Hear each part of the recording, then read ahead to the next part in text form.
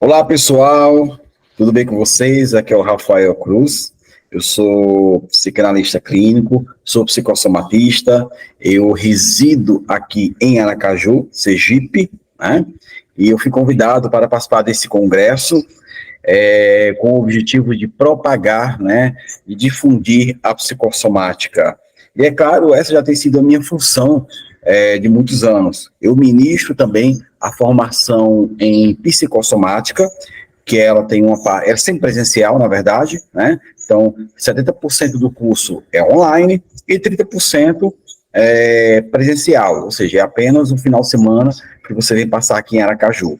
Então, o meu objetivo, né, é justamente através deste evento compartilhar com vocês um pouco da psicossomática, e o tema que ficou para mim desse evento é pulsão de morte e a psicossomática.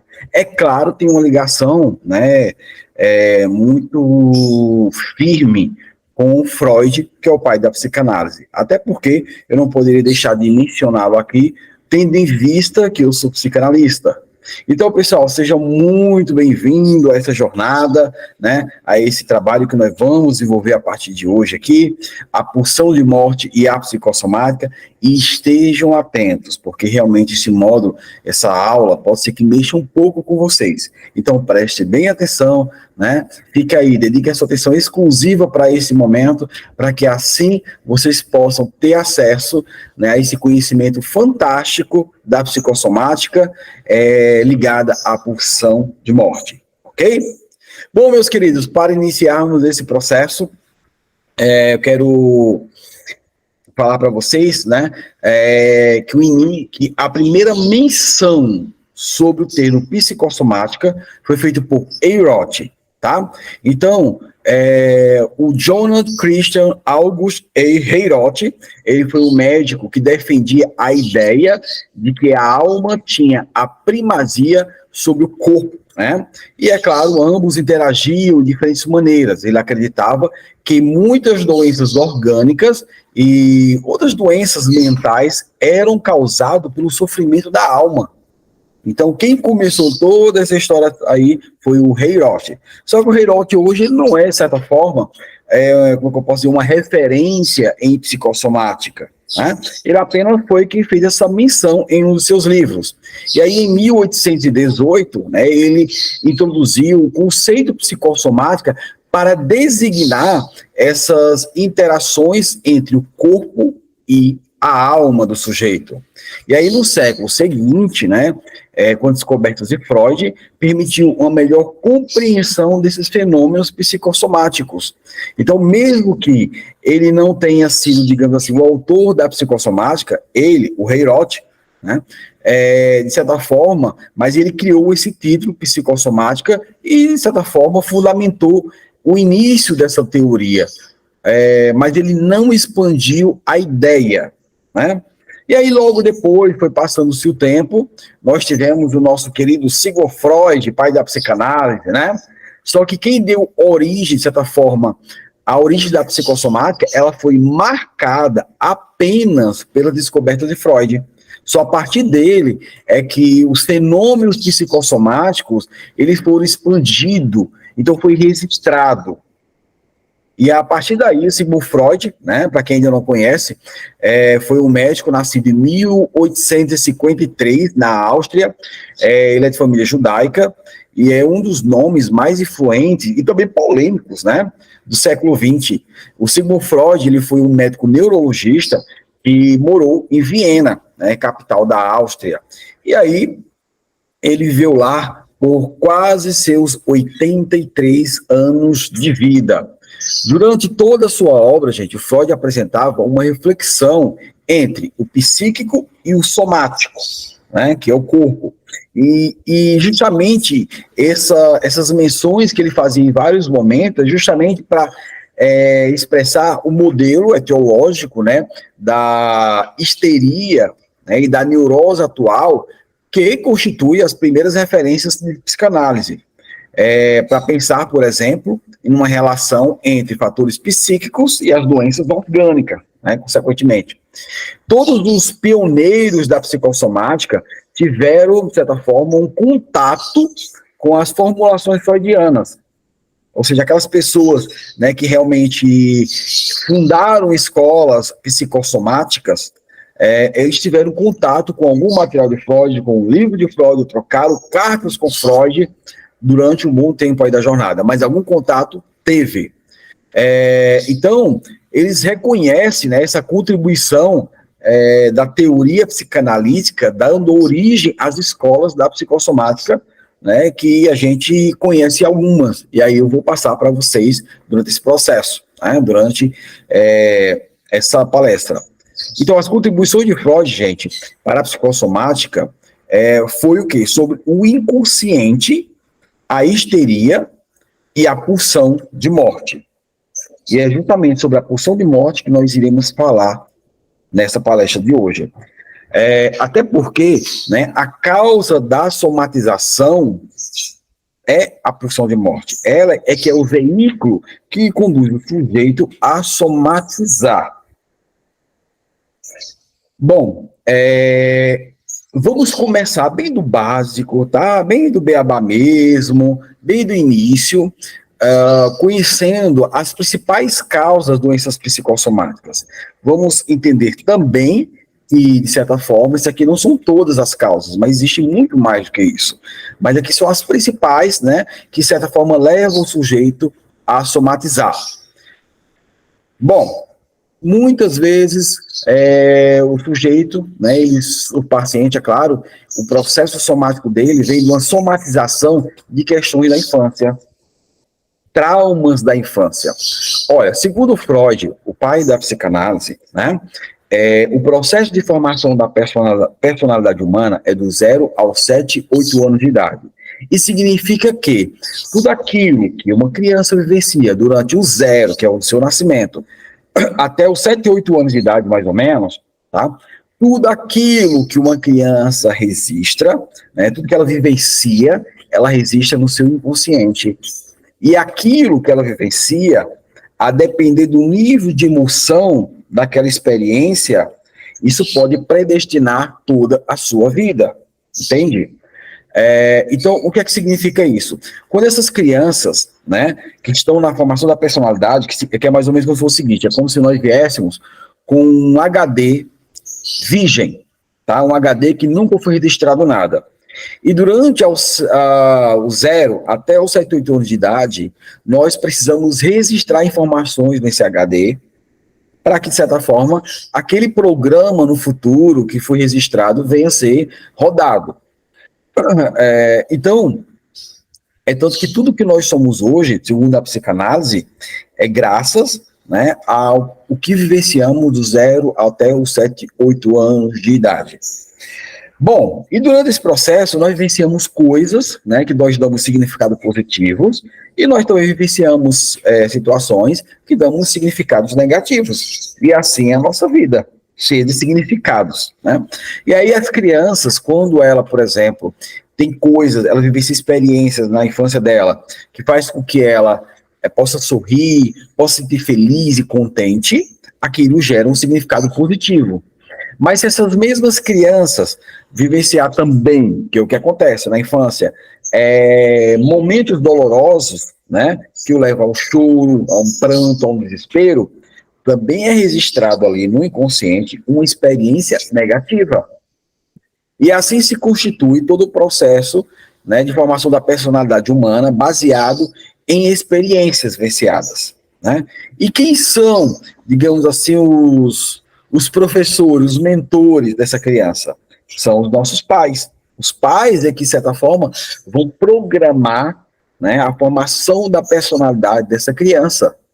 E uma coisa incrível, gente, isso, que Freud descobriu, que todas as vezes, por exemplo, que uma criança, que ele ia trabalhar com um adulto em seu consultório, e começava a conversar com aquele adulto, né, sobre as questões atuais da vida dele, né, seja ansiedade, seja uma depressão, ou qualquer outra questão, ao questionar esse paciente, ao se aprofundar em suas dores, suas questões, esses pacientes sempre se remetiam à infância. Em algum momento durante a sessão ele fala, mas é porque o meu pai fazia isso comigo na infância, é porque na infância aconteceu tal coisa comigo. Aí talvez Freud tenha se questionado, caramba, por que acontece tanta coisa na infância e parece que o que acontece lá, de certa forma, reflete na fase adulta da pessoa. E foi aí que ele descobriu que é justamente na infância o processo de formação da personalidade humana. Então nós somos, na verdade, fruto de toda a experiência vivenciada durante a nossa infância, ou seja, durante o processo de formação da personalidade humana. Tá, Rafael, mas o que é que tem isso a ver com a psicossomática? Vamos lá. Eu vou dar alguns exemplos aqui. Digamos que lá na infância, né, os pais gritaram muito com os filhos, e essas crianças, né, elas estão ali, naquele momento, vivenciaram uma experiência de estresse por esse grito. Só que as crianças, ela, claro, não pode muitas vezes dizer para o pai, não, pai, você está errado. Não, mãe, você está errada. Ah, isso aqui é injusto o que você está fazendo comigo. E aí gritam, maltrata, ou dão uma surra, impedindo o direito daquela criança se manifestar, se posicionar, se justificar. E aí aquela criança vai reprimir aquela dor dela. Ou seja, por quê? Porque ela não expressou para os seus pais. Então, quando os pais muitas vezes gritam com seus filhos, né? Então a criança, naquele momento, vivencia um estresse.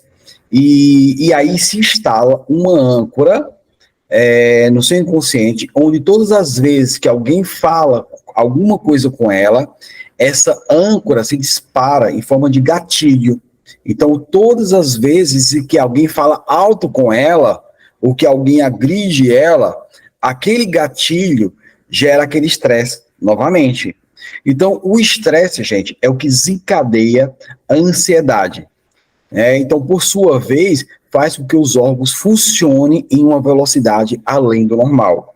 Eu não sei quantas vezes, né, muitas pessoas foram ao médico, e sempre que vai ao médico, e aí vai com algum sintoma, o médico faz todo o check-up, faz toda a bateria de exames ali, e aí o médico diz, olha, não foi detectado nada, então possivelmente é estresse.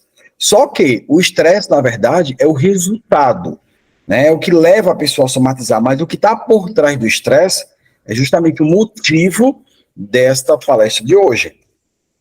Então, é justamente esse estresse é desencadeado pelas experiências também dos traumas da infância. Uma coisa que acontece também, a rejeição do pai, a rejeição da mãe, pode desencadear na vida adulta, toda vez que o adulto for rejeitado, ou ele se sentir rejeitado, aquela doença ela pode surgir, ela pode reaparecer como autopunição.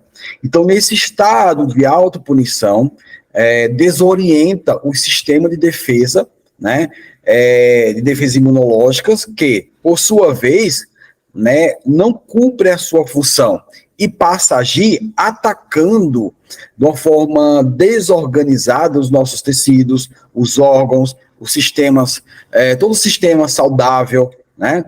Por quê? Porque nós estamos vivenciando uma rejeição. É como se, de certa forma, se fossem inimigos que surge, então, a psoríase, lúpus, vitíligos, diabetes, enfim. Então, um exemplo de uma criança, ela muitas vezes ela aprende a adoecer. Sabia disso? Para não se sentir solitária. Eu vou dar um outro exemplo que acontece na infância. Quando a criança, ela está ali vivenciando, né, está ali junto com seu pai e sua mãe, a criança tem um processo que é chamado de falta de amor e carência afetiva. Então, ela se sente carente a todos os momentos da criança.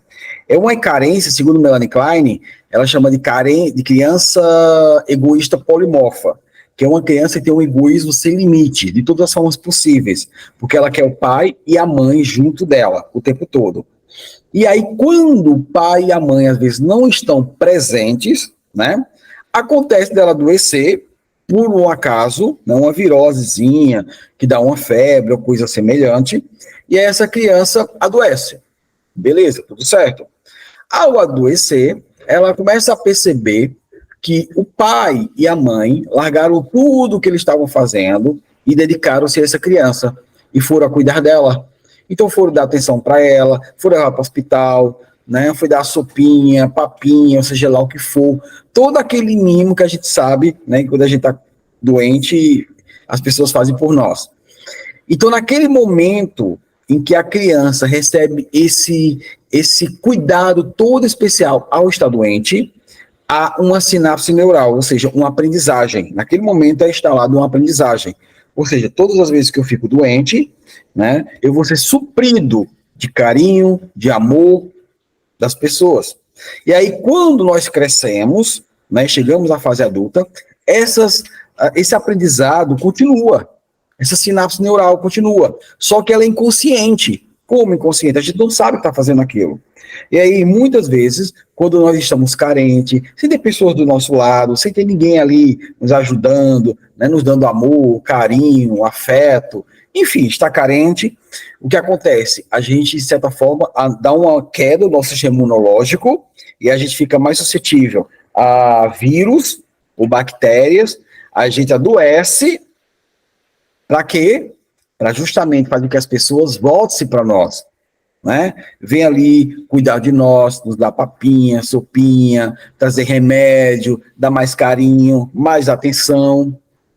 Só que isso é inconsciente, a gente não percebe que o nosso sistema faz tudo isso quando estamos carentes.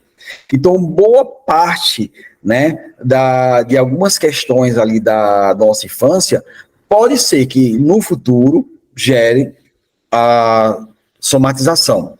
Uma coisa que é importante deixar aqui para vocês é o seguinte: para as pessoas profissionais que conhecem a psicossomática, né, sejam psicólogos, psicanalistas, sejam médicos, nutricionistas, enfim, para essas pessoas, algumas doenças são psicossomáticas. Quais seriam essas doenças?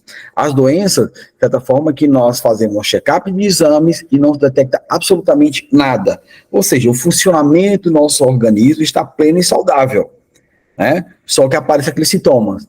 Então, para muitas pessoas, né, essas são as doenças psicossomáticas.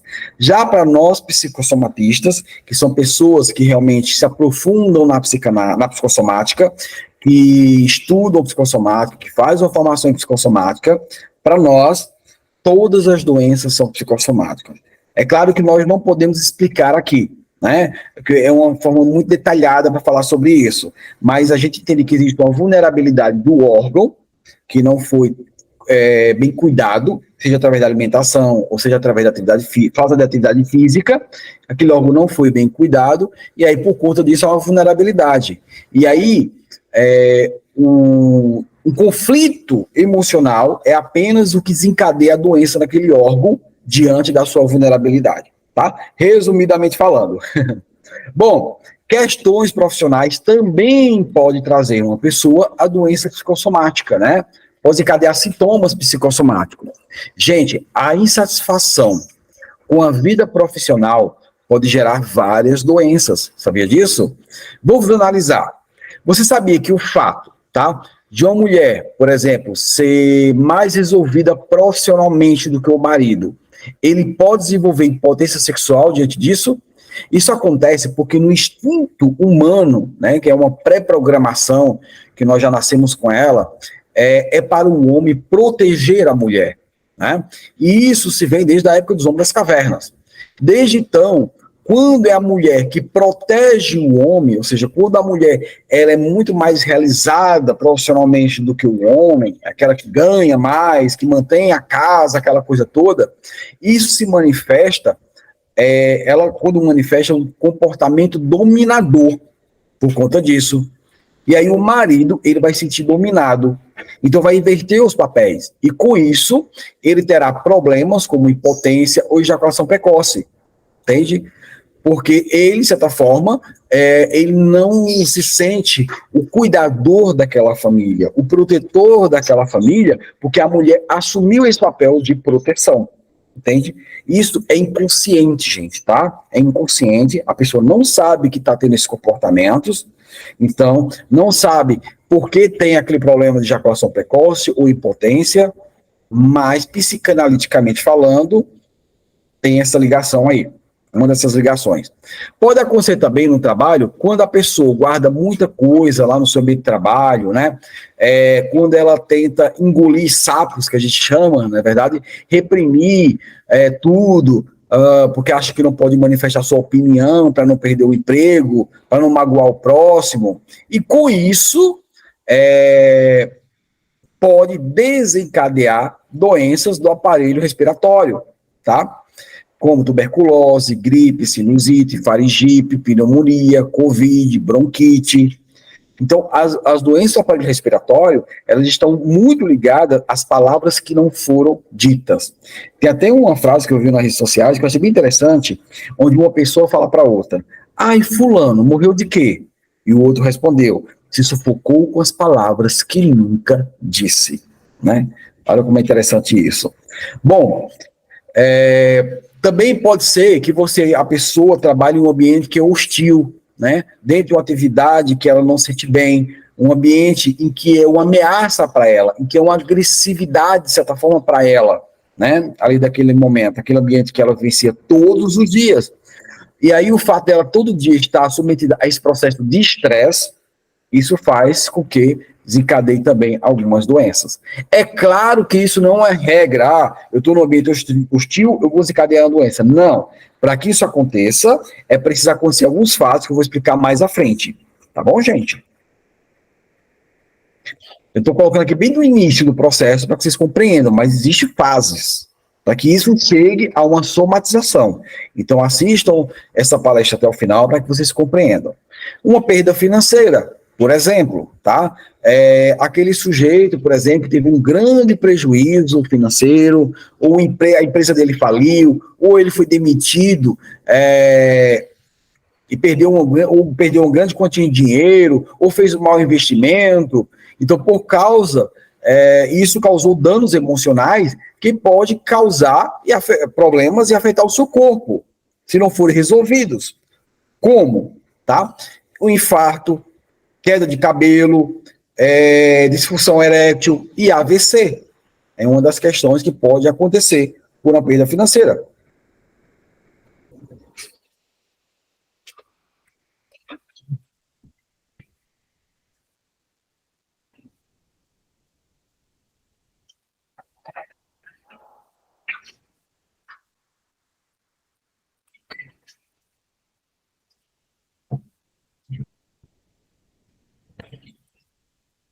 Perdão, gente, que estava uma ventania muito forte aqui, e aí eu tive que fechar uma porta, tá? Os seus pais, avós, bisavós, influência genética, isso também pode acontecer. Isso aqui é muito baseado na teoria de Carl Jung, tá bom? Os seus pais, avós, bisavós, ou quem sabe até os tataravós, ou alguém especificamente entre eles, tiveram um problema emocional por uma preocupação excessiva, por não ter resolvido aquela questão lá no passado. Desde então, se desenvolveu algum tipo de doença, seja um câncer específico, ou um diabetes que é hereditário naquela família. Então, pode, instalar aquela doença na cadeia genética de todos os seus herdeiros, entende? E aí, por não ter resolvido aquela questão vivenciada, aquela questão emocional, aquela dor emocional. Ela também pode vir de um luto, tá?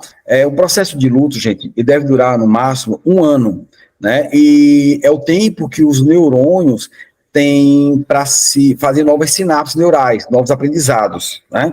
Então, passando disso, se instala um luto patológico, tá? Que hoje já faz parte do CID-10, podendo desenvolver uma série de sintomas, tá? Por que eu falo 1 ano? Eu vou explicar melhor para vocês. É o seguinte, durante o processo de 1 ano, quando você perde um ente querido, você vai vivenciar várias datas comemorativas que aquela pessoa esteve ao seu lado, esteve com você, só que você vai vivenciar sem essa pessoa. Então, é o tempo que há para construções de novas sinapses neurais, de novos aprendizados, né, de você viver a tua vida agora sem aquela pessoa. De você vivenciar esses momentos como Natal, como o aniversário dela, por exemplo, se foi um esposo ou esposa, dia dos namorados, entende? E dos pais, se foi um pai, se foi a mãe, e das mães. Então você vai vivenciar essas etapas, né, de um ano sem aquela pessoa, para que haja uma nova construção do seu nato, ou seja, novos aprendizados, de você aprender a viver sem ela diante daqueles momentos especiais. Consequentemente, tá, nós podemos desenvolver uma série de sintomas, né, somáticos, que seriam alucinações, insônia, falta de apetite. Pode observar que a pessoa que está presa ao processo de luto, que não consegue, depois de um ano, é claro, porque até um ano o sofrimento é normal, tá? Agora, passou de um ano, esse sofrimento precisa ser tratado.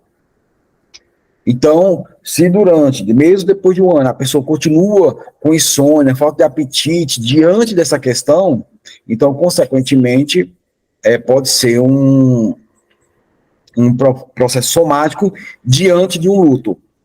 Aconteceu com meu avô, por exemplo, meu avô perdeu a esposa dele, a minha avó, o qual conviviam juntos há 60 anos.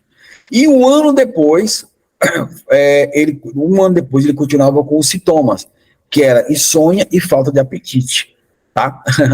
E aí o que aconteceu? Logo depois, mais um ano, se eu não me engano, ou 2 anos, no caso, após a morte, aí ele veio a falecer, entende?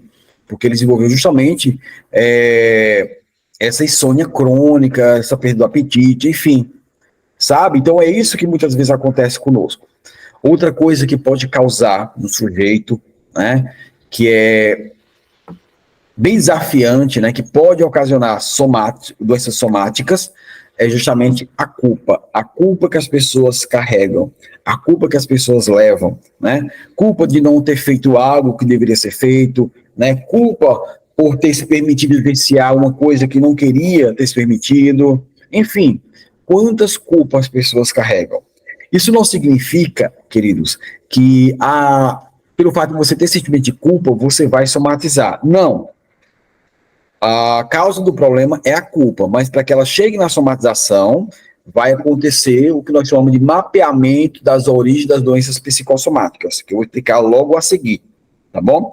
Então, culpa, por exemplo, de ter terminado um casamento, né, culpa de ter abandonado o filho, culpa de ter abortado o filho, né, culpa, muitas vezes, de ter feito alguma coisa, né, que de certa forma fosse contrária aos seus padrões e valores que você carrega diante da tua vida. Então, quando essa culpa ela é constante, esse sentimento de culpa traz uma dor constante, então a gente precisa, né, trabalhar isso, porque se não trabalhar essa culpa, consequentemente, pode desencadear uma doença psicossomática. Bom, diante disso, vamos ver agora o mapeamento das doenças psicossomáticas. É a origem mesmo, gente. É assim, do zero até o resultado, que é a somatização. Então, presta bem atenção, porque eu vou explicar agora, passo a passo, como é que pode gerar uma doença psicossomática. Veja só. Primeiro acontece o que nós chamamos de ocorrência. O que é ocorrência, querido? É um fato acontecido. Pode ser a perda do ente querido, pode ser um divórcio, pode ser uma traição, um estupro, um acidente, uma violência, enfim. Diante da psicanálise, um fato, uma ocorrência, é só uma ocorrência. Ela não é nem boa e nem ruim, sabe disso? É apenas algo que aconteceu. E aquele algo, aquele acontecido, aquele fato, tá? Emocionalmente ou psiquicamente, ele não é nem bom e nem ruim. É apenas um fato. Só que aquele fato aconteceu com um sujeito, aconteceu com uma pessoa. E essa pessoa, ela deu um significado. O significado, de certa forma, é quando o fato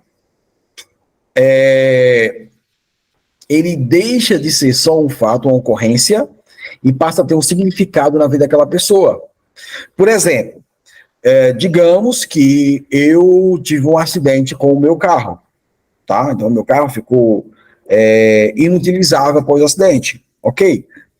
Eu dei um significado de ruim, foi péssimo, me senti angustiado diante disso, me senti muito mal, mas para para um exemplo, quem vai consertar o meu carro, para a oficina, aquilo foi maravilhoso, entende? Se é que há conserto. Ou para a oficina que compra, né, carros usados, aquilo ali foi benefício para eles. Então, o significado é dado aos olhos de quem está vendo e significando aquela situação. Por exemplo, um casal se separa. Dos cônjuges dá o significado de que foi ruim, que foi uma perda terrível, como serão nossos filhos, eu não merecia isso, eu fui abandonado ou abandonada por aquela pessoa. Então, gerou um significado negativo. Já para o outro cônjuge, teve um significado diferente. Talvez o significado para ele tenha sido, que maravilha, me livrei. Nossa, eu não aguentava mais conviver com essa pessoa. Estava muito difícil a relação.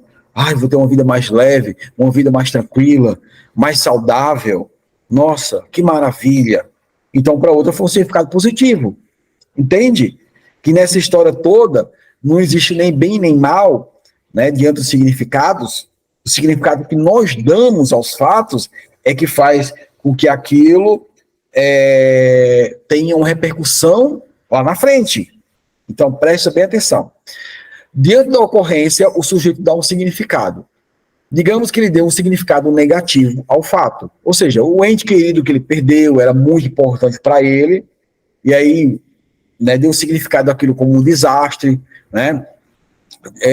Digamos que teve um acidente, ou ele foi violentado, coisa semelhante, ele deu um significado negativo diante do fato, entende?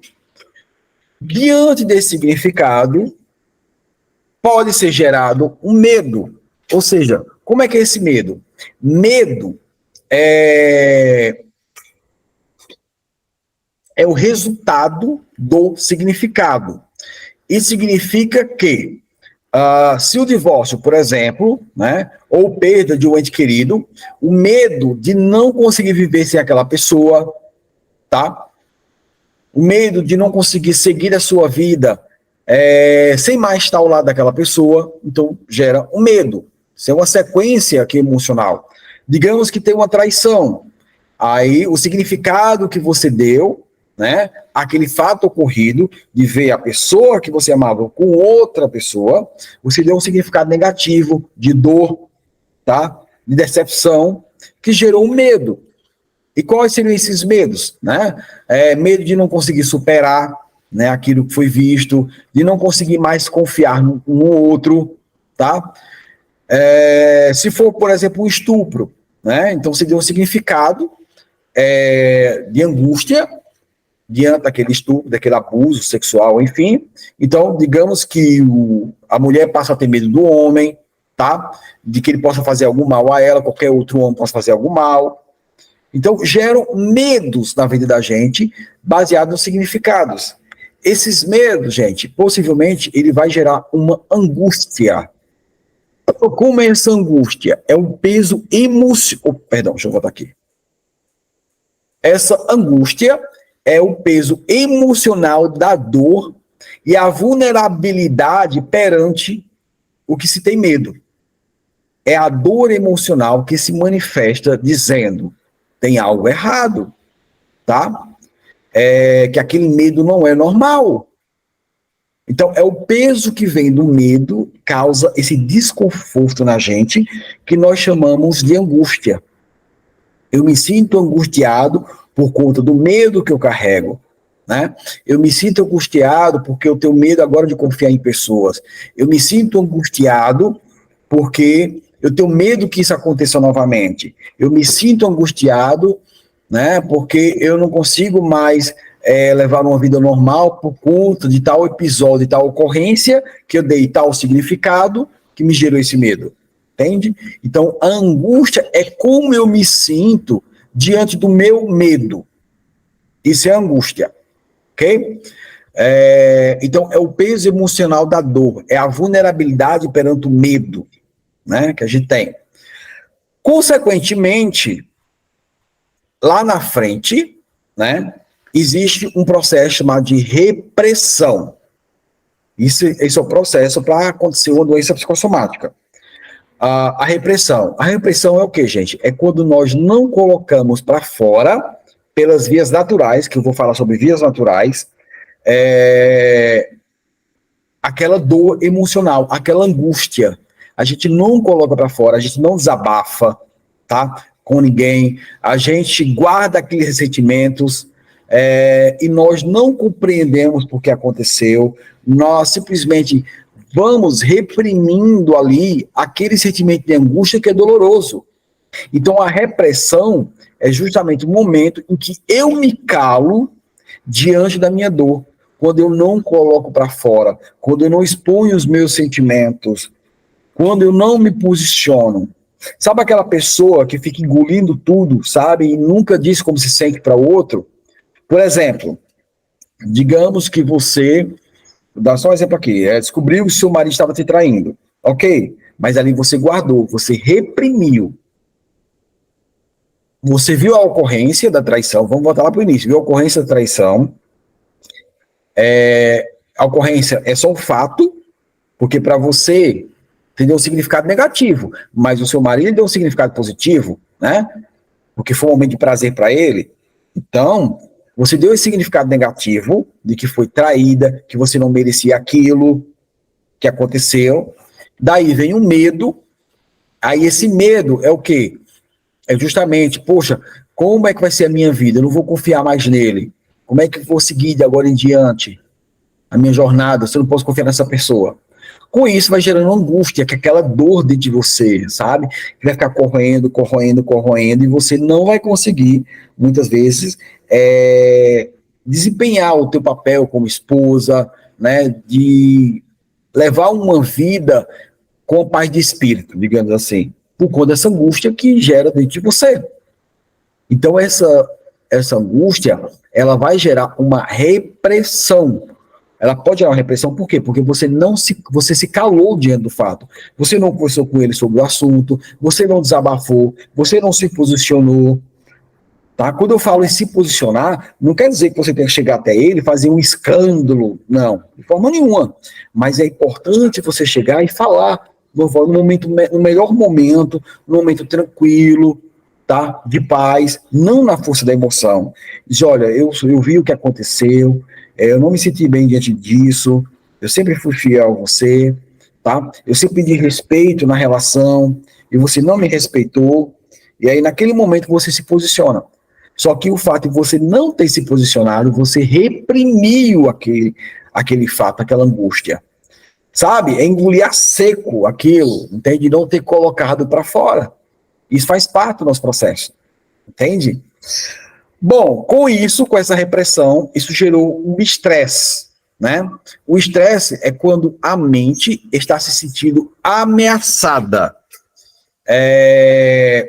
Eu vou falar um pouco sobre a ameaça da mente, né? O estresse. Um exemplo. Digamos que na sua vida você estava andando, né? E de repente em alguma rua e foi assaltado. Naquele momento de assalto, né? Você desencadeou em você um estresse por ter vivenciado aquela experiência do assalto, entende? E aí, esse estresse, na verdade, é quando a mente se sente ameaçada e ela envia comandos para o corpo, que através do sistema nervoso, né? Para que o corpo libere substâncias químicas para que a pessoa possa agir, atacar ou até mesmo paralisar, né? Seja como adrenalina, cortisol, noradrenalina, enfim. Agora imagine o que pode acontecer com o seu corpo ao sentir essa descarga de substâncias químicas o tempo todo. Entende? Ou seja, o tempo inteiro o seu corpo está liberando substâncias de estresse. O tempo inteiro. O que vai acontecer com o teu corpo? Me diga. Por exemplo, digamos que você vai para uma guerra. Ao estar naquela guerra, tá? A sua mente vai enviar um comando para o seu corpo, através do sistema nervoso, que vai liberar substâncias químicas para que você fique alerta em todos os momentos. Então, se você passa uma semana na guerra, é uma semana em alerta máximo. Então, você não consegue dormir com tranquilidade, tá? Se conseguir, é um cochilo. você não consegue se alimentar direito, você está sob estresse, sob ameaça. Então, o seu corpo coloca você em estado de alerta, ok? Só que o estresse, ele é benigno, de certa forma, quando ele está dentro do ponto de equilíbrio. Ou seja, quando o estresse ele se manifesta em momento específico que você precisa dele para resguardar a sua vida, para se proteger. Então, ele é necessário. Só que o estresse, ele sendo cotidiano, durante muito tempo na tua vida, isso vai causar consequências, danos, compreende? Então, imagine você carregando aquela angústia que você reprimiu todos os dias.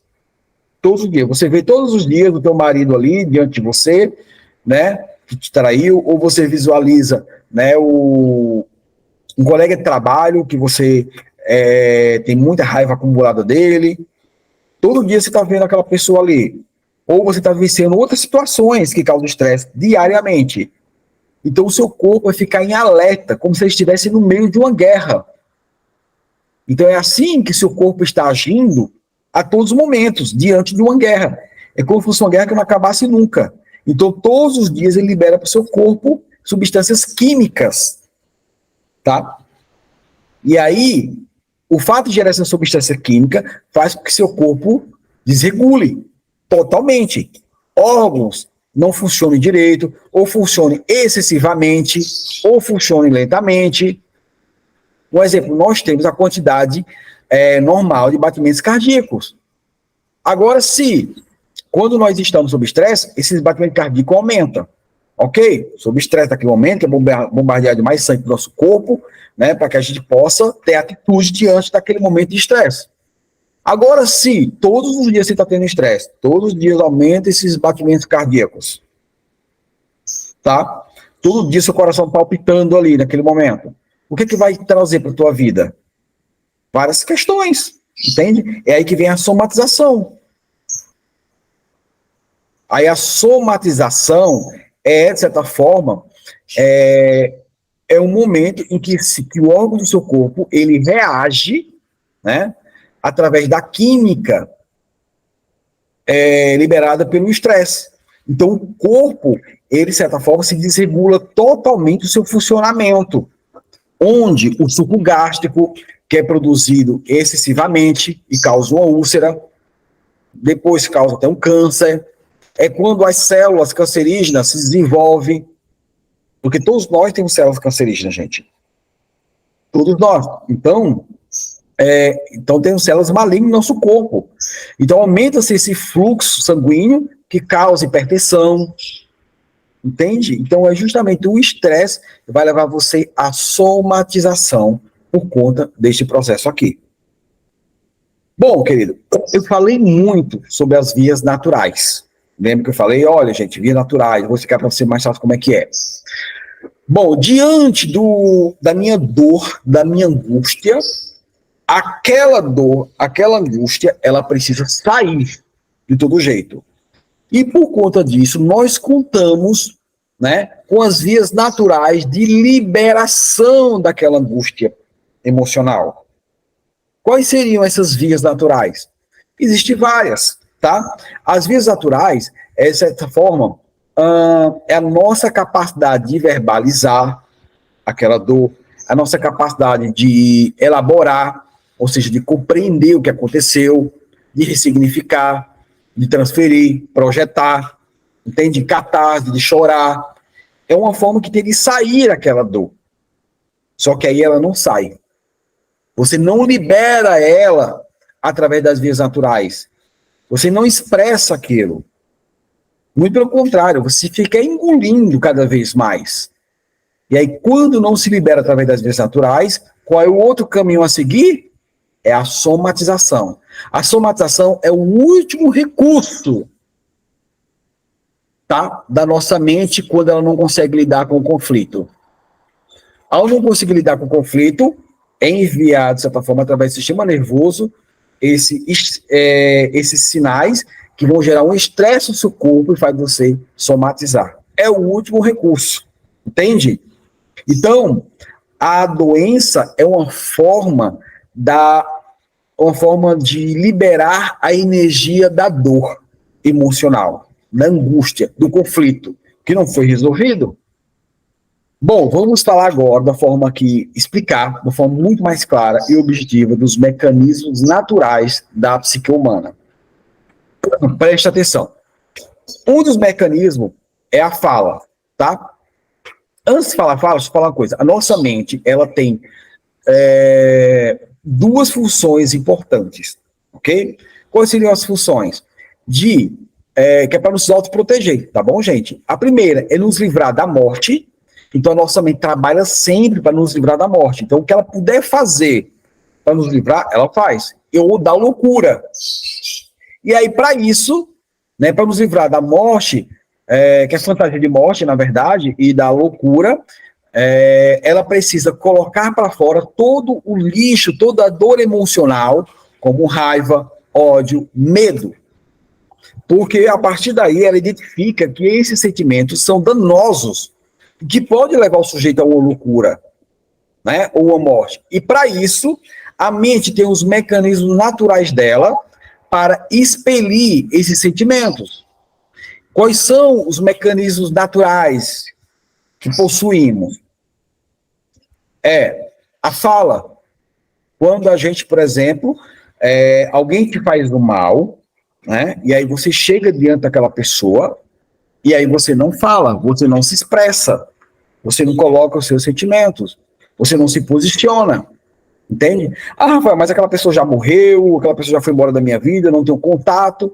Então, é justamente a partir daí que na formação em psicossomática que eu ministro, a gente tem técnica específica para você colocar para fora, tá? Tem a técnica da cadeira vazia, por exemplo, quando você coloca a pessoa para sentar, aliás, mentalmente, né, simbolicamente, coloca a pessoa para sentar de frente com você e você falar aquilo para ela.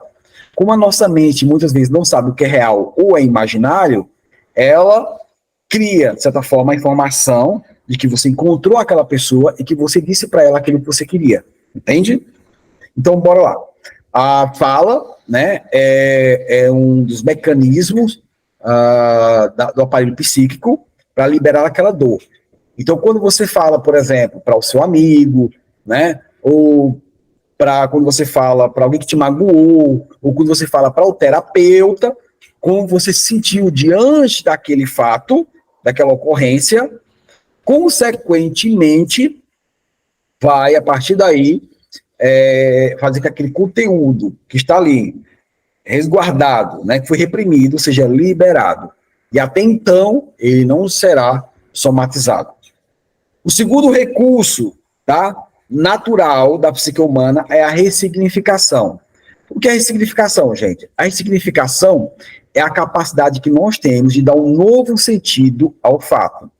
Por exemplo, lembra que lá no slide anterior aí, eu falei para vocês que existe um fato, eu não sei se vocês estão ouvindo aí, gente, tem um barulhinho aqui de assovio, tá vendo todo mundo aqui em Aracaju, e aí pelas vidraças aqui de casa, né, entre esse vento e faz esse barulho aqui, parece até um barulho de casa mal assombrada, filme de terror, tá bom? Mas ignore isso aí. Olha só, queridos, nesse processo aqui, a ressignificação é o seguinte, lembre que é dado um significado, toda ocorrência gera um significado, seja positivo ou negativo. Então, se gerou um significado negativo em mim, aquele fato ocorrido, eu tenho a capacidade de dar um novo sentido a ele, um sentido positivo, tá? Qual seria esse sentido positivo? Tem pessoas, por exemplo, que têm uma facilidade incrível de ressignificar, outras têm dificuldade, por isso que elas precisam ir para um terapeuta, para que o terapeuta ajude ela a fazer aquilo que ela, o seu mecanismo natural, não está conseguindo fazer, que é a ressignificação. Ressignificar é você compreender o fato que aconteceu. Exatamente isso. Porque como nós possivelmente damos aquele significado negativo, a gente não compreendeu o que aconteceu porque está doendo na gente, entende? E aí, quando você entende, né, que, por exemplo, aquele teu marido ou tua esposa, né, pediu separação porque não estava mais, no seu ponto de vista, você foi abandonado, esse foi o significado. Mas na ressignificação, você compreendeu o que de fato aconteceu. Ou seja, será se você realmente foi abandonada? Será se simplesmente aquela pessoa não estava mais conseguindo lidar com você, com os seus comportamentos, com as suas atitudes? Porque a gente só costuma ver o nosso lado, né? A gente não vê o lado do outro. E ressignificar é você deixar um pouquinho a tua dor de lado e passar a ver o fato, tá? Pelo olhar do outro. Isso é ressignificar. É dar um novo sentido àquilo. Uma coisa que muitas pessoas falam, igrejas falam muito sobre isso, pessoas falam sempre, até terapeutas falam, você tem que perdoar, você tem que perdoar. Não, querido, não é simplesmente assim, perdoar e pronto. Só existe perdão com ressignificação. Se você não compreender o que aquela pessoa agiu daquela forma com você, se você não entender as razões que levou aquela pessoa a fazer aquilo, não há perdão, querido. Está apenas pegando a sujeira e colocando embaixo do tapete. Mas não é um perdoar genuíno. Você está apenas mascarando o perdão, ou por uma ideologia religiosa, né, ou por qualquer outra coisa. O verdadeiro perdão exige a ressignificação. É justamente você compreender as razões que levou aquela pessoa a fazer aquilo, ou compreender porque você perdeu aquele ente querido, que isso faz parte do mundo, né? Isso é um processo que acontece com todos nós, que vamos perder quem amamos, e que a gente precisa aceitar aquilo, né? Então, isso faz com que a tua dor se torne mais leve, entende? A ressignificação. Então, de todo o meu coração, eu desejo que todos vocês ressignifiquem as suas dores, que vocês compreendam, tá? Aquilo que aconteceu na tua vida, um fato traumático, um fato doloroso, um fato que gerou em você um bloqueio. Espero isso. Bom, e aí quando todos nós temos a capacidade de ressignificar, todos nós, tá? Só que tem momentos que nós não conseguimos ressignificar. Algo é tão doloroso que por mais que a gente tente se colocar do outro, a gente não consegue. É a partir daí que nós buscamos a ajuda de um terapeuta, de um psicólogo, de um psicanalista, de alguém que vai nos ajudar a ressignificar aquele fato. Compreende? Bom, beleza. Depois da ressignificação, também existe o processo, que faz parte da cura, né? Da cura emocional, digamos assim. É a catarse. O que é catarse? Catarse é uma capacidade do nosso aparelho psíquico de liberar aquela dor emocional através de uma emoção. Como? Existem várias formas de catarse, tá? A principal delas, por exemplo, é o choro. Quando você chora e ali vai chorando, você pode observar que sempre depois do choro tem um alívio, né? O choro é a forma daquela dor emocional também sair. É como se fosse as suas emoções estivesse chorando, estivesse liberando através de lágrimas, né? Aquela sua questão emocional, aquele seu conflito, compreende? Então, quando, por exemplo, alguém chorar perto de você com alguma questão, você nunca diga, não chore, que isso, não chora não, se acalme, não.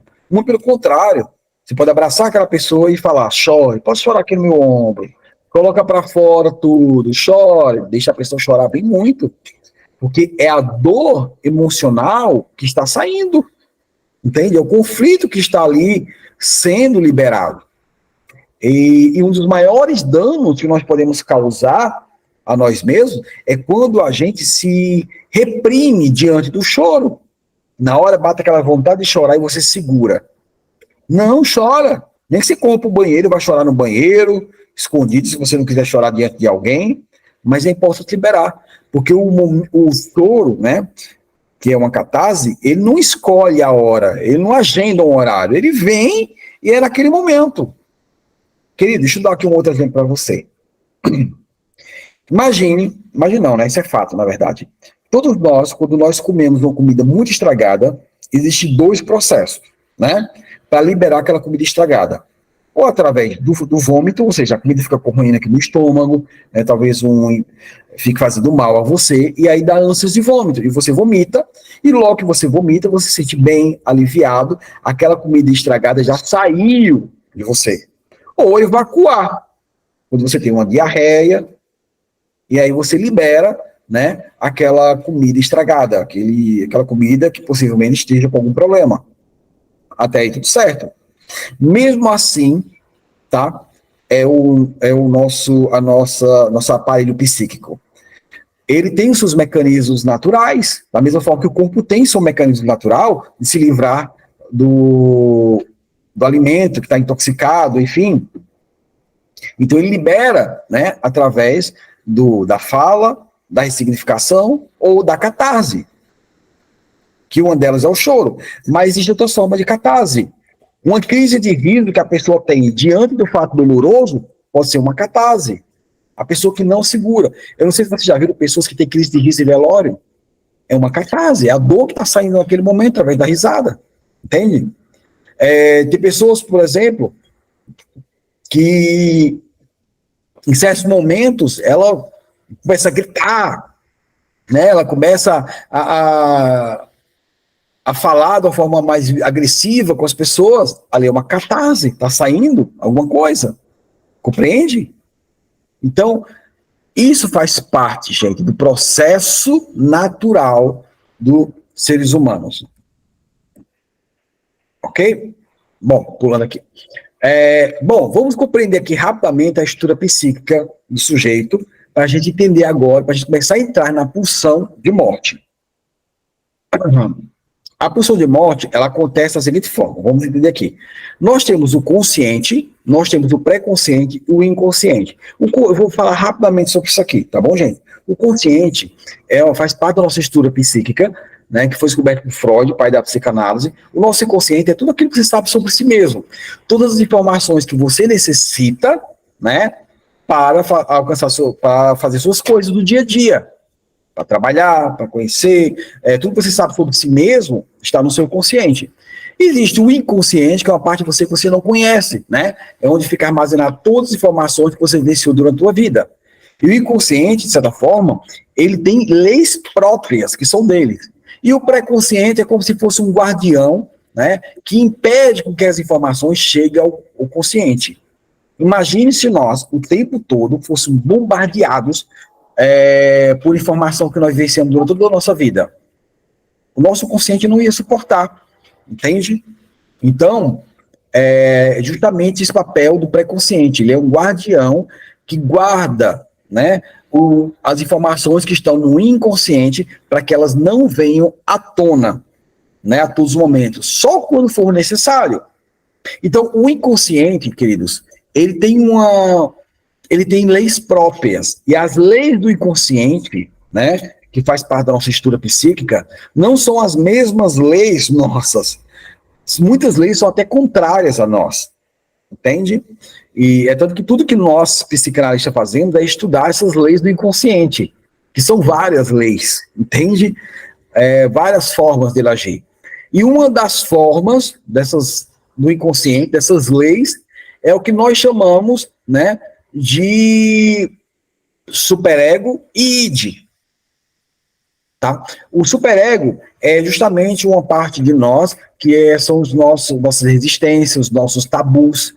E o id é o nosso instinto primitivo, né, que quer que a gente realize as coisas, todos os momentos. Entende? É uma energia. Bom, eu estou só passando aqui por cima para poder chegar realmente na parte da pulsão, tá bom, gente? Só pincelando. Apenas. O id, tá? Vocês estão vendo aí, é uma pré-programação, digamos assim, que está no nosso inconsciente, que faz com que possamos realizar os nossos desejos, sermos impulsivos diante dos fatos. Por exemplo, você está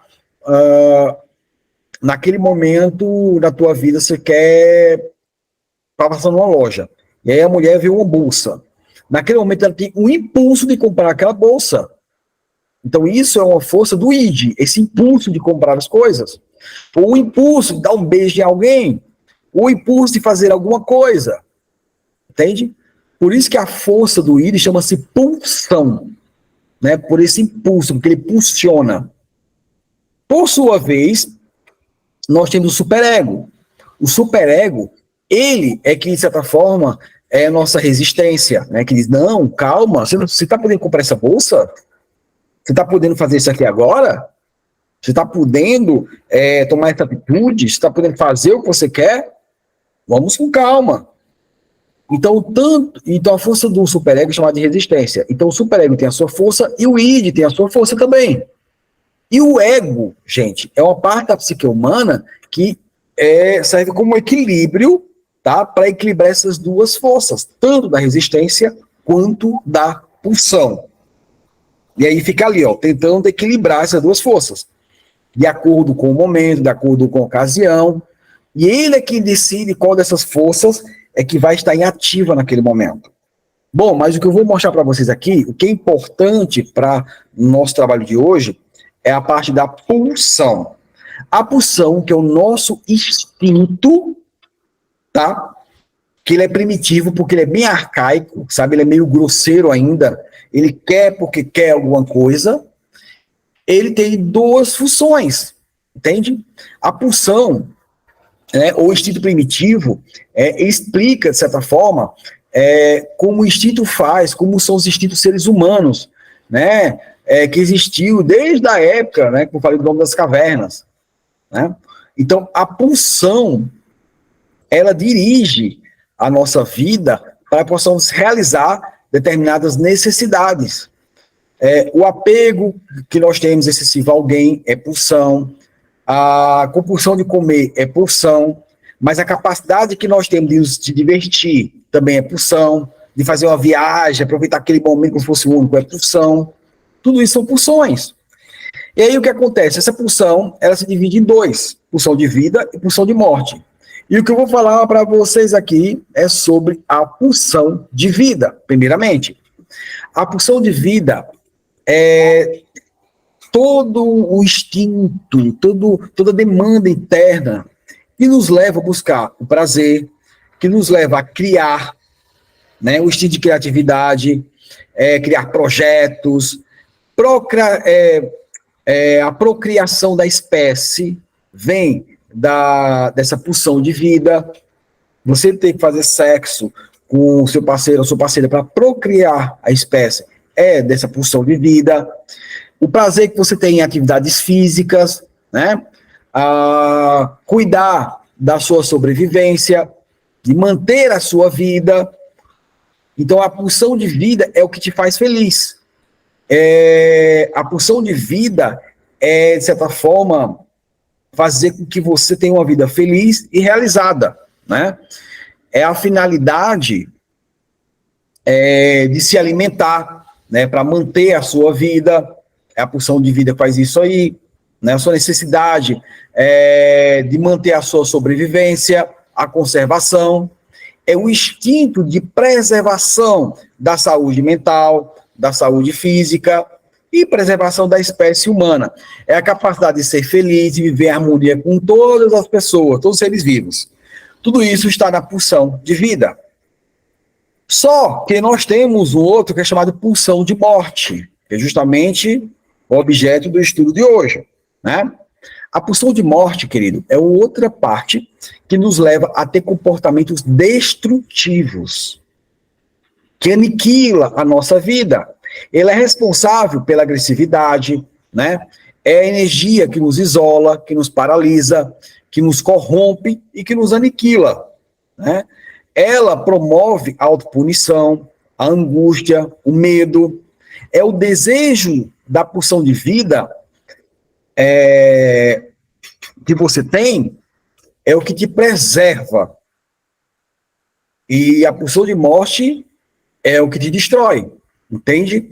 Ela é responsável pelas doenças psicossomáticas. Na verdade, ela é causadora das doenças psicossomáticas, tá bom? Ela é responsável também pelo suicídio. Isso aqui, gente, são instintos que nós possuímos dentro de nós, que se divide em pulsão de vida e pulsão de morte. E a psicossomática, ela vem, né, a doença somática, ela vem como pulsão de morte dentro da nossa vida. Como? Ela causa sempre as doenças. E eu vou explicar como é que surgem essas doenças, né?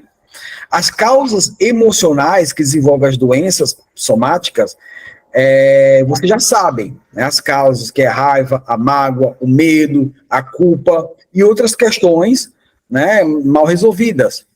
Porém, existem dois veículos que se encarregam de executar o comando dado pelo aparelho psíquico, né? Que eles são justamente agente responsável pela formação das doenças. Então, nós vamos mostrar aqui agora para vocês como funciona isso. Nós temos aqui, tá, o doente, o sujeito doente. Ele chegou a essa doença por quê? Porque ele teve questões emocionais que não foram liberadas pelas vias naturais que eu já expliquei para vocês. Questões que foram guardadas, né, que foram reprimidas ali, e ele não liberou aquilo dali, não ressignificou, não teve catarse, ou não falou para ninguém, ele foi só acumulando aquela dor. Por sua vez, tá? Por conta dessa demanda de dores ali, presa no sujeito doente, né? No sujeito, ele aciona o instinto do corpo, que é o que nós chamamos de pulsão de morte, que eu expliquei para vocês. Ele aciona esse instinto. Lembre-se que isso acontece inconscientemente, tá? O inconsciente, ele tem suas próprias leis e que muitas vezes não tem lógica com as leis que nós vivenciamos no dia a dia. Tá ok, gente? Para vocês entenderem melhor. Então, a pulsão de morte, ela é acionada naquele momento. Esse instinto que nós temos, autodestrutivo, é acionado. E ele é acionado para que ele libere para o corpo, através do sistema nervoso, uma descarga para o seu corpo, que se manifesta através de doença. Entende? Então, a regrinha básica é essa. Vem os conflitos emocionais, tá? Eles não são liberados pelas vias naturais, que vocês já aprenderam. Consequentemente, aciona a pulsão de morte. É como a pulsão de morte, nesse momento, é relacionada como se fosse assim, uma seguinte crença: você não pode mais viver com tanta dor. Você não pode mais conduzir a tua vida carregando tanto peso dentro de você. Você não pode mais seguir o teu caminho, a tua jornada, tá? Com tanta mágoa que você carrega, ou com tanto medo que você carrega, com tantas frustrações que você tem de si, então você não merece viver. Por não merecer viver, eu que sou a pulsão de morte, eu vou agora desencadear uma doença no seu corpo, para que ele, aos poucos, destrua você. Aí, a partir daí, que ele gera doenças que nós chamamos de doenças mais graves, como câncer, uma parada cardíaca, um AVC, sabe? Algumas doenças são instantâneas, outras são graduais. Mas é a pulsão de morte que está trabalhando com uma bomba relógio, porque por você não suportar mais, seu corpo não suportar mais a descarga de estresse diariamente por aquelas dores que você carrega. E aí, por sua vez, gera aquela doença em seu corpo que vai cada vez mais piorando. Aí você diz, mas Rafael, se eu me submeter, por exemplo, a fazer um tratamento, uma quimioterapia, né? Se for câncer, ou qualquer outro tipo de tratamento para aquela doença, e eu fico bom dela. Então, mas a questão emocional continua. Aí eu vou falar para vocês. O seu corpo, naquele momento, foi acionado pela pulsão de morte para desencadear a doença no órgão de vulnerabilidade. O órgão de vulnerabilidade é aquele que você não cuidou durante a tua vida. tá? Se você, por exemplo, não bebeu água suficiente, qual seria o seu órgão de vulnerabilidade? O rim, né? Se você é uma pessoa que sempre se alimentou de alimentos industrializados, muita coisa que não presta, enfim, qual seria o seu órgão de vulnerabilidade? O intestino, tá? Se você é uma pessoa que passou muito tempo exposto a gases poluentes ou coisa semelhante, né? Ou em ambiente que tivesse gases tóxicos, coisa semelhante, qual seria o seu órgão de vulnerabilidade? O pulmão. Então existe aquele órgão de vulnerabilidade que está ali pré-existente, né? Ou você já tem na cadeia genética da tua família um câncer, um diabetes, que já vem na genética esse órgão de vulnerabilidade. Agora, é preciso um fator emocional para que aquele órgão de vulnerabilidade seja acionado. E assim você somatiza. Entende? Então, ele vai atingir o órgão de vulnerabilidade. Beleza.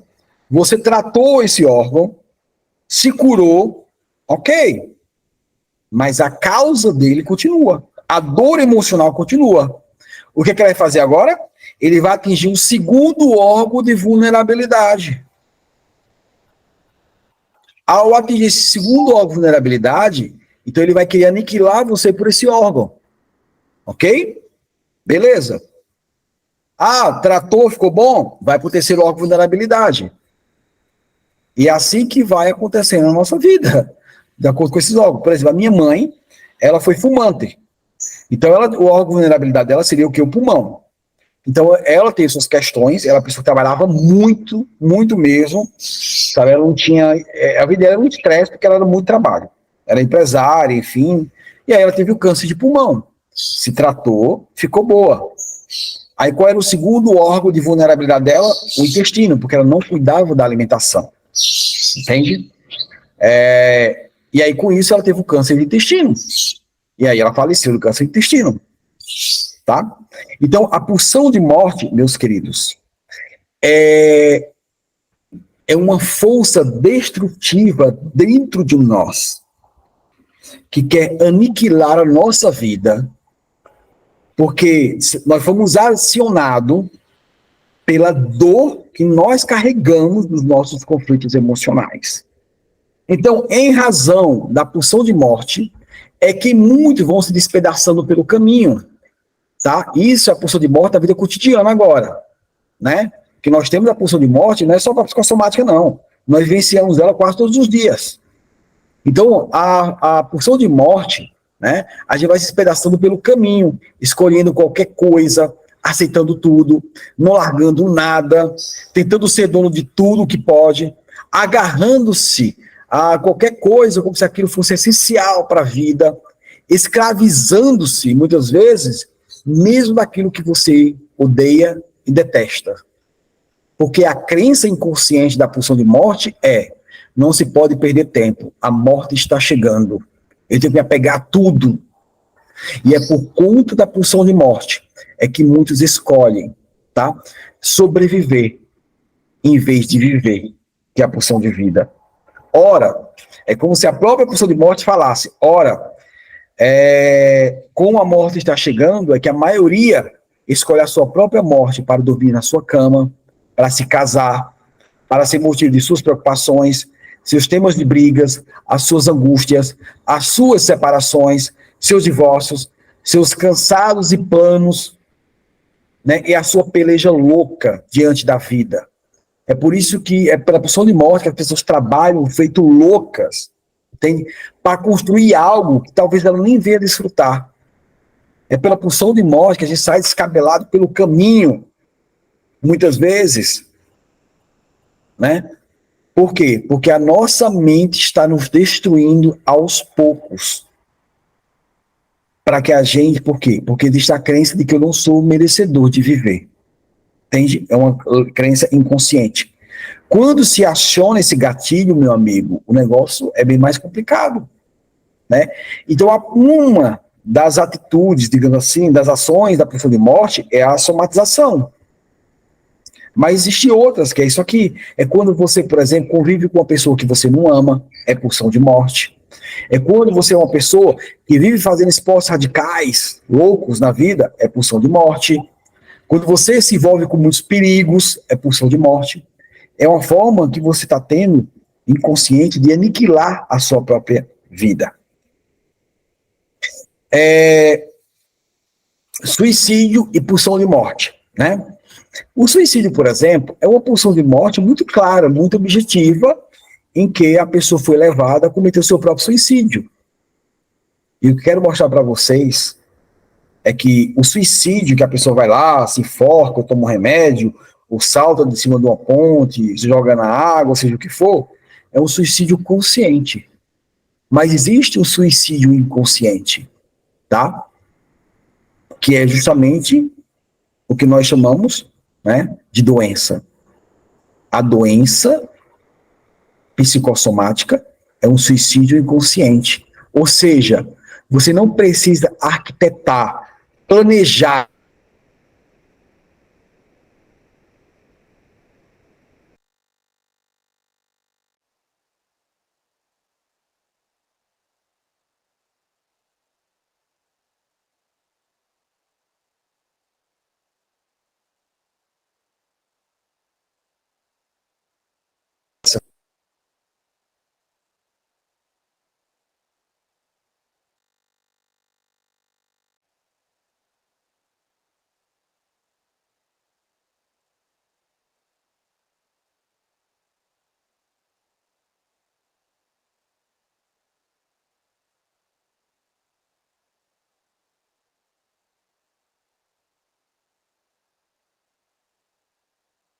Só para vocês terem ideia, a doença, ela vem como a sua maior inimiga, mas ela também vem como uma amiga, como uma grande amiga. Ela vem dizendo, olha, eu vou me instalar aqui agora. Se nós pudéssemos dar voz à doença, seria assim, olha, eu vou me instalar aqui agora, ok? Mas eu vou me instalar e eu vou te dar tanto tempo de vida. E se você não resolver esse seu problema aí, aqui dentro de você, esse peso que você carrega, esse ódio, essa raiva, esse sentimento de culpa, se você não resolver dentro desse prazo, nós vamos finalizar a sua vida. Vamos aniquilar a sua vida. Vamos encerrar o seu processo. Então, ela te dá esse tempo para isso. Aí talvez você diga, Rafael, como assim vai me dar esse tempo? Ela sabe o tempo, querido, nosso inconsciente, ele sabe de muita coisa que nós não sabemos. Ele sabe até o tempo de cada doença, que é o tempo que nós precisamos para resolver o conflito. E a própria medicina sabe, muitas vezes, através de pesquisas e estudos, do tempo de cada câncer, por exemplo. Então, o tempo médio de cada câncer, os resultados de estudos mostram, no entanto, que para 9 tipos de câncer, em média, de sobrevida, ainda é de 3 ou menos, 3 anos ou menos, né? Na última 4 décadas, houve pouca melhoria na sobrevida de pacientes com câncer de pulmão, cérebro e pâncreas. Ou seja, nesse processo aí, gente, na média da sobrevivência, os pacientes com câncer na Inglaterra, onde foi feito esse estudo, segundo esses estudos feitos, no entanto, as pesquisas foram feitas em que a doença, tá, ela tem um progresso, e que esse progresso tem um tempo estipulado para ela. O oncologista, por exemplo, ele sabe quanto tempo, através de estudos, né, de cada tipo de câncer. Só que, é claro, ele não revela assim para os pacientes, nem para a família, né, para que as pessoas não fiquem desesperadas, entende? Então, quanto tempo tem, não é verdade? E aí, num livro disso, que é um livro de Groder, que é um dos pioneiros da psicossomática, ele fala: e o tempo é estabelecido pelo seu inconsciente para que você mude completamente a sua vida. Isso significa que o sujeito adoecido, ele tem aquele tempo para mudar completamente a sua história de vida. Completamente as ideias limitantes que ele carrega, as dores e conflitos que ele leva consigo. Vamos falar sobre o processo de, digamos assim, cura, né, da doença psicossomática. Todos nós vamos conduzindo a nossa vida do ponto A ao ponto B. Você vai vencendo suas coisas, vai indo, vai indo, vai indo. Só que chega um momento que você não consegue mais seguir adiante, que você não consegue mais ir em frente, tá? Por conta de uma doença. Uma doença se instala em sua vida e aí você paralisa, né? Você fica de cama, você se submete aos tratamentos, você fica mal naquele processo e ali a tua vida é estagnada. Você não consegue chegar ao ponto B. Então, dentro da psicossomática, o que nós temos que fazer? Nós temos que resolver as questões emocionais que gerou aquela doença. A medicação, ela vai tratar a doença, sim. E você pode se recuperar com ela. Mas se você não resolveu a fonte da doença, a questão emocional que gerou aquela doença, ela vai voltar. Entende? Então, se não tratar, nós não tratamos a doença, nós tratamos a causa delas, que é o conflito emocional que disparou aquele gatilho, dando a você um relógio cronológico, dizendo: o seu tempo vai chegar ao fim. Não dá mais para você viver dessa forma. Não dá mais para você continuar a sua jornada carregando esse peso. Porque o que você está fazendo, o que você carrega é contra, de certa forma, a pulsão de vida. Que quer que você seja feliz, que quer que você se realize, que você alcance seus objetivos, que você viva em paz. E aí aciona a pulsão de morte. E ali você fica naquela cama. E aquele período que você fica de tratamento, queridos, não é somente para se curar fisicamente, mas é para se curar emocionalmente dos seus traumas, de suas dores, e talvez mudar sua vida por completo. Porque você está talvez vivendo um relacionamento abusivo, ou porque você está vivendo em um trabalho que aprisiona você, que escraviza você.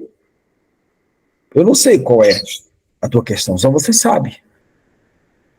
E aí, o tempo que você fica afastado de tudo, tratando aquela doença, é o tempo, na verdade, para você se curar emocionalmente. E aí, se você se curar emocionalmente, aquela doença sai.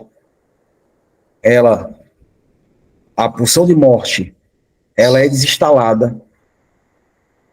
E aí você passa a ter uma vida abundante, feliz, tranquila, e consegue a tua jornada. Então isso acontece por quê? Como é que eu vou resolver os conflitos, Rafael? Através da ressignificação. Entender por que você leva aquilo ali. Entender por que você carrega tanto peso. Entender por que você leva esse tipo de culpa. Então, a resolução do conflito nem sempre é com o outro, mas às vezes com nós mesmos. Então, na verdade, quase nunca é com o outro. Está mais ligado a como eu me sinto em relação ao outro, como eu me sinto em relação ao que o outro fez, como eu me sinto diante do meu trabalho, como eu me sinto diante da minha esposa, como eu me sinto diante dos meus filhos, como eu me sinto diante do que está acontecendo comigo. Alguém te falou algo que fez você se sentir magoado, nem sempre é necessário você ir.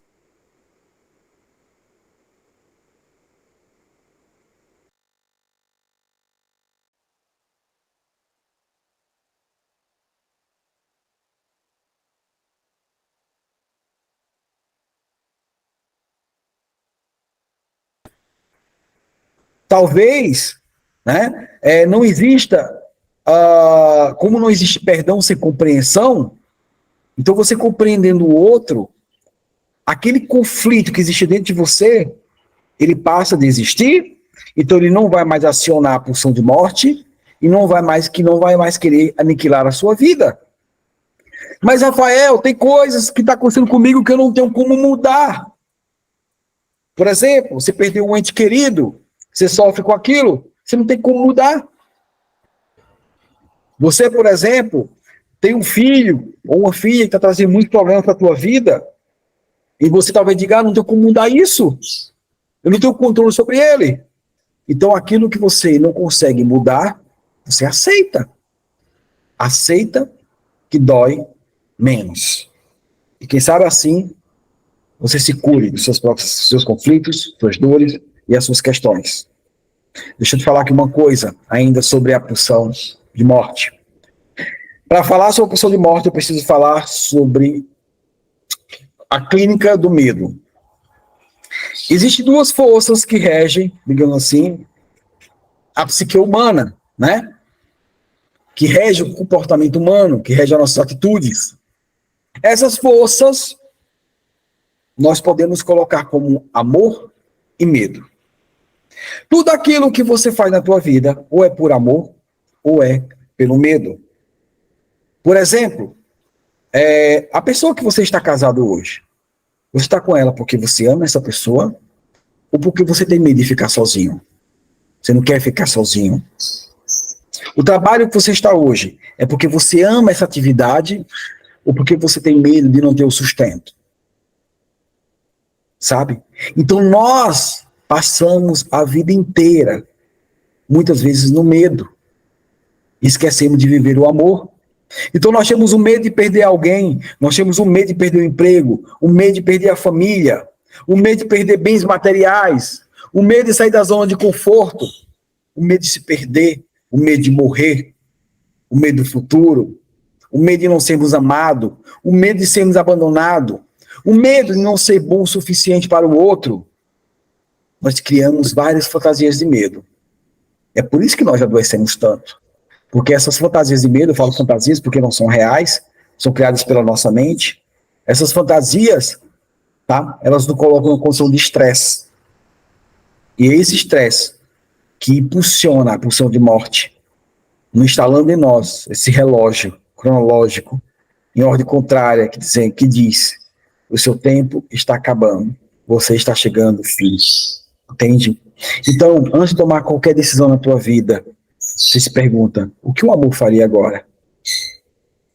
Eu tenho que agir por amor ou pelo medo? Será se você não está simplesmente sobrevivendo em vez de viver? Porque o amor faz com que a gente viva. E o medo faz com que a gente sobreviva. Queridos,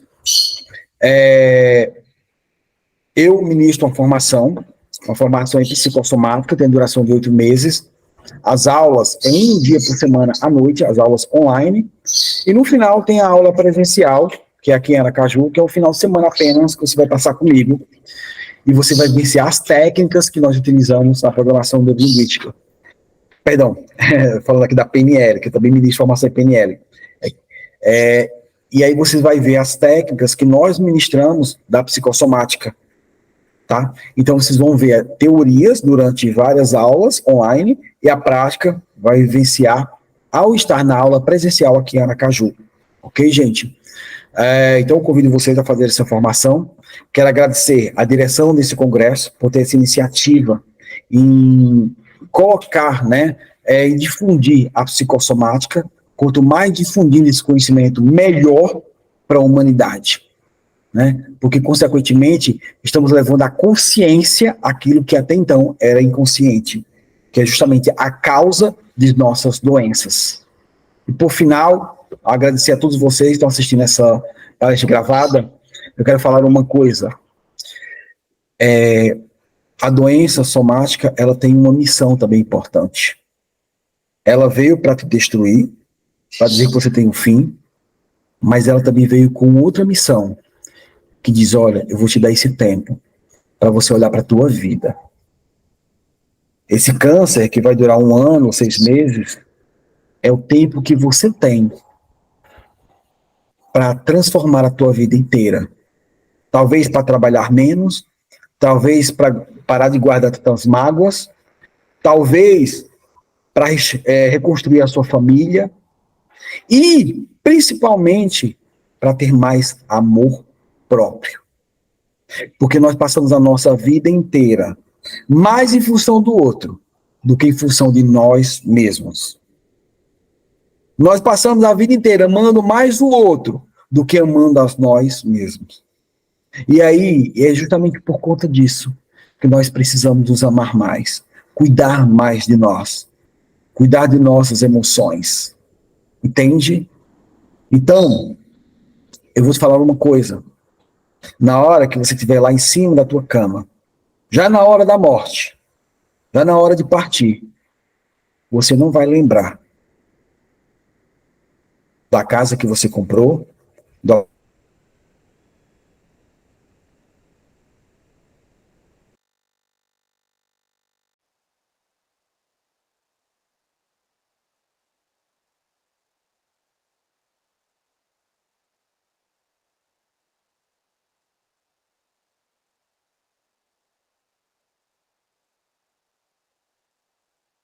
ao lado das pessoas que eu amo.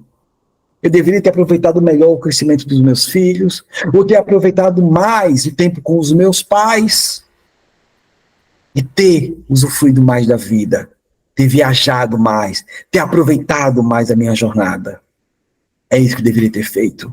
Em vez de ter me acabado trabalhando tanto, em vez de ter passado a vida inteira tentando resolver o problema dos outros, em vez de ter passado a vida inteira me despedaçando para manter o outro inteiro. Então, na hora da morte, é isso que vai vir na tua mente. Então não espere a hora da morte para você transformar a tua vida e transformar a tua jornada e fazer dela uma vida mais prazerosa, mais saudável e mais feliz. Então, eu acredito que você seja um milagre, que haja algo incrível dentro de você, que há uma força dentro de você que diz: você merece viver. Mas a única pessoa que pode saber como fazer se viver é você. Então, o que te faz feliz? O que te faz bem?